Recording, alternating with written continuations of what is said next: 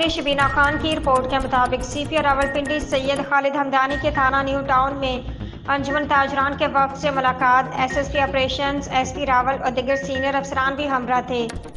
صدر انجمن تاجران شاہد غفور فراجہ، general secretary راجہ توحید اور دیگر عہدیداران ملاقات میں موجود تھے۔ سی پی او کا انجمن تاجران سے ایس سی او کے حوالے سے کیے جا رہے سیکیورٹی انتظامات پر تفصیلی بات چیت۔ انجمن تاجران کی جانب سے سیکیورٹی انتظامات کے سلسلے میں مکمل تعاون کی یقین دہانی۔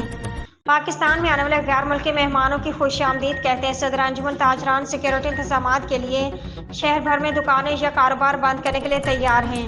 پاکستان کے لیے 3 دکانیں اور کاروبار بند رکھیں گے۔ تاجران کا متفقہ بیان۔ پاکستان کی ترقی اور کامیابی کے لیے حکومت اور انتظامیہ کے ساتھ کھڑے ہیں۔